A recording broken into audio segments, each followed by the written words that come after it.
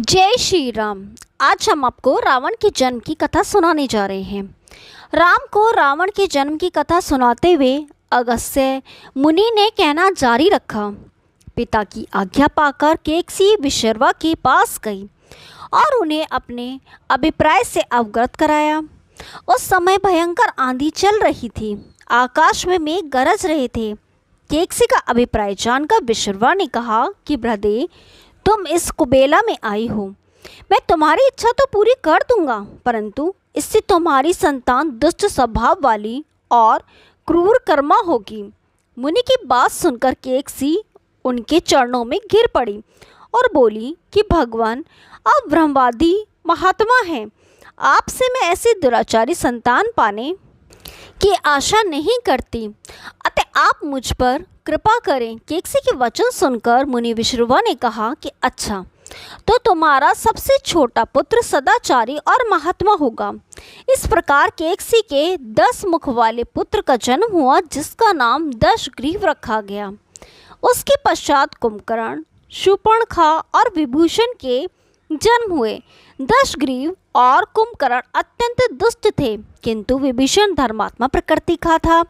दशग्रीव ने अपने भाइयों सहित ब्रह्मा जी की तपस्या की।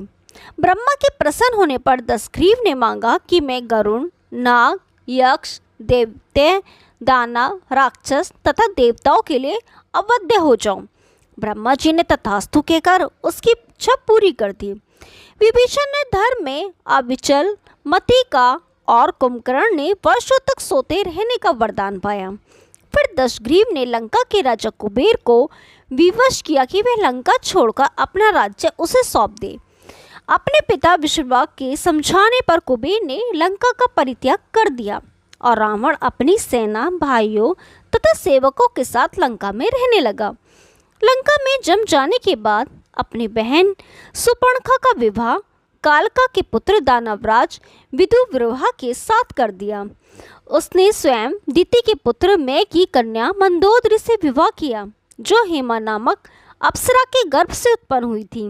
विरोचन कुमार बलि की पुत्री व्रजज्वाला से कुंभकर्ण का और गंधर्वराज महात्मा शैलुष की कन्या शर्मा से विभीषण का विवाह हुआ। कुछ समय पश्चात मंदोदरी ने मेघनाथ को जन्म दिया, जो इंद्र को परास्त कर संसार में इंद्रजीत के नाम से प्रसिद्ध हुआ। सत्ता के मद में रावण उच्छृंखल हो देवताओं, ऋषियों, यक्षों और गंधर्वों को नाना प्रकार से कष्ट देने लगा। एक बार उसने कुबेर पर चढ़ाई करके उसे युद्ध में पराजित किया और अपनी विजय की स्मृति के रूप में कुबेर के पुष्पक विमान पर अधिकार कर लिया। उस विमान का वेग मन के समान तीव्र था। वह अपने ऊपर बैठे हुए लोगों की इच्छा अनुसार छोटा या बड़ा रूप धारण कर सकता था। विमान में मणि और सोने की सीढ़ियां बनी हुई थी और तपाए हुए सोने के आसन बने हुए थे। उस विमान पर बैठकर जब वह श्रवण नाम से प्रसिद्ध सरकंडों के विशाल वन से होकर जा रहा था, तो भगवान शंकर के पार्षद नंदीश्वर ने उसे रोकते हुए कहा कि दशग्रीव, इस वन में स्थित पर्वत पर भगवान शंकर क्रीड़ा करते हैं, इसलिए यहाँ सभी सुर, असुर, यक्ष आदि का आना निषिद्ध कर दिया गया है। नंदीश्वर के वचनों से क्रुद्ध होकर रावण विमान से उतरकर भगवान शंकर की ओर चला। उसे रोकने के लिए उससे थोड़ी दूर पर हाथ में त्रिशूल लिए नंदी दूसरे शिव के भांति खड़े हो गए। उनका मुख वानर जैसा था। उसे देखकर रावण ठहाका मारकर हंस पड़ा। इससे कुपित हो नंदी बोले कि दशानंद, तुमने मेरे वानर रूप की अवहेलना की है, इसलिए तुम्हारे कुल का नाश करने के लिए मेरी ही समान पराक्रमी रूप और तेज से संपन्न वानर उत्पन्न होंगे। रावण ने इस और तनिक भी ध्यान नहीं दिया और बोला कि जिस पर्वत ने मेरे विमान की यात्रा में बाधा डाली है, आज मैं उसी को उखाड़ फेंकूंगा। यह कहकर उसने पर्वत के निचले भाग में हाथ डालकर उसे उठाने का प्रयत्न किया। जब पर्वत हिलने लगा तो भगवान शंकर ने उस पर्वत को अपने पैर के अंगूठे से दबा लिया। इससे रावण का हाथ बुरी तरह से दब गया और वह पीड़ा से चिल्लाने लगा। जब वह किसी प्रकार से हाथ ना निकाल सका तो रोते रोते भगवान शंकर की स्तुति और क्षमा प्रार्थना करने लगा। इस पर भगवान शंकर ने उसे क्षमा कर दिया और उसकी प्रार्थना करने पर उसे एक चंद्रहास नामक खड़क भी दिया। अगस्त्य मुनि ने कथा को आगे बढ़ाया। एक दिन हिमालय प्रदेश में भ्रमण करते हुए रावण ने ब्रह्मर्षि कुशध्वज की कन्या वेदवती को तपस्या करते देखा। वह उस पर मुग्ध हो गया और उसके पास आकर उसका परिचय तथा अविवाहित हो रहने का कारण पूछा। वेदवती ने अपने परिचय देने के पश्चात बताया कि मेरे पिता विष्णु से मेरा विवाह करना चाहते थे। इससे क्रुद्ध होकर मेरी कामना करने वाले दैत्यराज शंभु ने सोते में उनका वध कर दिया। उनके मरने पर मेरी माता भी दुखी होकर चिता में प्रविष्ट हो गई। तब से मैं अपने पिता की इच्छा पूरी करने के लिए भगवान विष्णु की तपस्या कर रही हूँ। उन्हीं को मैंने अपना पति मान लिया है।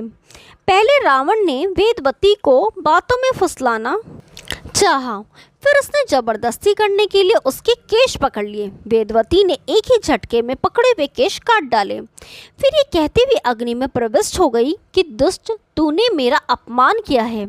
इस समय तो मैं यह शरीर त्याग रही हूँ, परंतु तेरा विनाश करने के मैं अयोनिजा कन्या के रूप में जन्म लेकर किसी धर्मात्मा की पुत्री बनूंगी।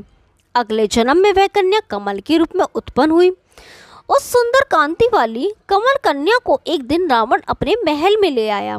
उसे देखकर जोशियों ने कहा कि राजन, यदि यह कमल कन्या आपके घर में रही तो आपके और आपके कुल के विनाश का कारण बनेगी। यह सुनकर रावण ने उसे समुद्र में फेंक दिया। वहां से वह भूमि को प्राप्त होकर राजा जनक के यज्ञ मंडप के मध्यवर्ती भूभाग में जा पहुंची। वहां राजा द्वारा हल से जोती जाने वाली भूमि से वह कन्या फिर प्राप्त हुई। वही वेदवती सीता के रूप में आपकी पत्नी बनी और आप स्वयं सनातन विष्णु हैं। इस प्रकार आपके महान शत्रु रावण को वेदवती ने पहले ही अपने शाप से मार डाला। आप तो उसे मारने में केवल निमित्त मात्र थे। अनेक राजा महाराजाओं को पराजित करता हुआ दशग्रीव इक्ष्वाकु वंश के राजा अनरेय के पास पहुंचा, जो अयोध्या पर राज्य करते थे। उसने उन्हें भी द्वंद्व युद्ध करने अथवा पराजय स्वीकार करने के लिए ललकारा। दोनों में भीषण युद्ध हुआ, किंतु ब्रह्मा जी के वरदान के कारण रावण उनसे पराजित न हो सका। जब अरण्य का शरीर बुरी तरह से शत विशत हो गया तो रावण इक्ष्वाकु वंश का अपमान और उपहास करने लगा। इससे कुपित होकर अनन्य ने उसे शाप दिया कि तूने अपने व्यंग्यपूर्ण शब्दों से इक्ष्वाकु वंश का अपमान किया है, इसलिए मैं तुझे शाप देता हूँ कि महात्मा इक्ष्वाकु के इसी वंश में दशरथ नंदन राम का जन्म होगा, जो तेरा वध करेंगे। यह कहकर राजा स्वर्ग से धार गए। रावण की उद्दंडता में कमी नहीं आई। राक्षस या मनुष्य जिसको भी वह शक्तिशाली पाता उसी के साथ जाकर युद्ध करने में लग जाता। एक बार उसने सुना कि किष्किंधापुरी का राजा बाली बड़ा बलवान और पराक्रमी है, तो वह उसके पास युद्ध करने के लिए जा पहुंचा। बाली की पत्नी तारा, तारा के पिता सुषेण, युवराज अंगद और उसके भाई सुग्रीव ने उसे समझाया कि इस समय बाली नगर से बाहर सांध्योपासन के लिए गए हुए हैं।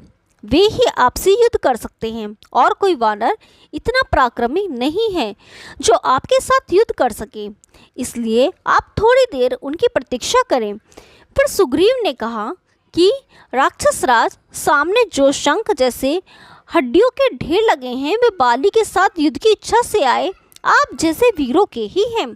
बाली ने इन सब का अंत किया है। यदि आप अमृत पीकर आए होंगे तो भी जिस क्षण बाली से युद्ध करेंगे वह क्षण आपके जीवन का अंतिम क्षण होगा। यदि आपको मरने की बहुत जल्दी हो तो आप दक्षिण सागर के तट पर चले जाइए, वहीं बाली के दर्शन हो जाएंगे। सुग्रीव के वचन सुनकर रावण विमान पर सवार हो तत्काल दक्षिण सागर में उस स्थान पर जा पहुंचा जहां बाली संध्या कर रहा था। उसने सोचा कि मैं चुपचाप बाली पर आक्रमण कर दूंगा। बाली ने रावण को आते देख लिया, परंतु वह तनिक भी विचलित नहीं हुआ और वैदिक मंत्रों का उच्चारण करता रहा। जो ही उसे पकड़ने के लिए रावण ने पीछे से हाथ बढ़ाया, सतर्क बाली ने उसे पकड़कर अपनी कांख में दबा लिया और आकाश में उड़ चला। रावण बार बार बाली को अपने नखों से कचोटता रहा, किंतु बाली ने उसकी कोई चिंता नहीं की। तब उसे छुड़ाने के लिए रावण के मंत्री और अनुचर उसके पीछे शोर मचाते हुए दौड़े, परंतु वे बाली के पास तक ना पहुंच सके। इस प्रकार बाली रावण को लेकर पश्चिमी सागर के तट पर पहुंचा। वहां उसने संध्या उपासना पूरी की। फिर वे दशानन को लिए हुए किष्किंधापुरी लौटा। उसने अपने उपवन में एक आसन पर बैठकर रावण को अपनी कांख से निकालकर पूछा कि अब कहिए आप कौन हैं और किस लिए आए हैं। रावण ने उत्तर दिया कि मैं लंका का राजा रावण हूँ, आपके साथ युद्ध करने के लिए आया था। वह युद्ध मुझे प्राप्त हो चुका है। मैंने आपका अद्भुत बल देख लिया। अब मैं अग्नि को साक्षी देकर आपसे मित्रता करना चाहता हूँ। फिर दोनों ने अग्नि को साक्षी देकर एक दूसरे से मित्रता स्थापित कर ली। जय श्री राम। यदि आपको ये कहानी पसंद आई तो वीडियो को लाइक कीजिए, शेयर कीजिए और चैनल को सब्सक्राइब कीजिए। हम आपके लिए ऐसी रोचक पुरानी कथाएं लाते रहेंगे। तब तक के लिए नमस्कार।